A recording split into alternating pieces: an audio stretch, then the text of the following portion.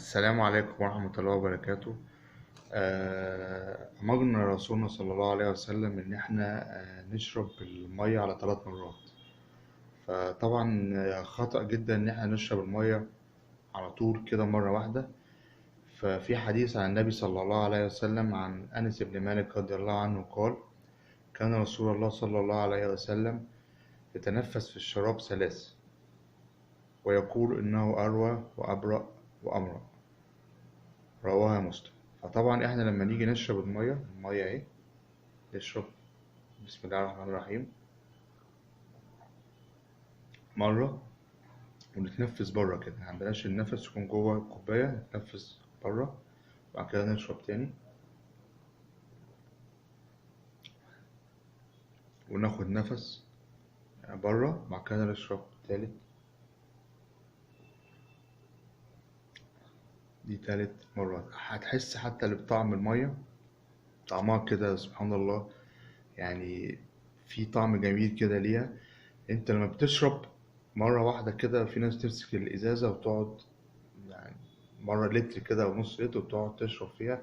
ده غلط على المعدة، انت كده بتدي هجوم على المعدة، هجوم هي مش عارفة تعمل ايه. فده بيأثر على المعدة والكلى في نفس الوقت، فمش عارفة تصرفهم. لكن انت لما بتشرب مرة واحدة والمية بتنزل على المعدة، فالمعدة بتعرف تصرف المية على طول، بتروح مكانها بالظبط.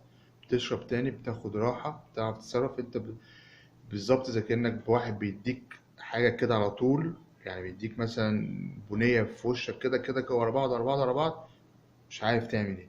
لكن لما بيديك بنية وترجع ورا كده بتعرف تتصرف وتقدر تتعامل معاها. هي بالظبط الطريقة كده. فانت لما بنيجي نشرب زي ما أمرنا رسول الله صلى الله عليه وسلم إن احنا نشرب 3 مرات. مرة و... وناخد نفس بره الكوباية، والمرة التانية برضه ناخد نفس بره الكوباية.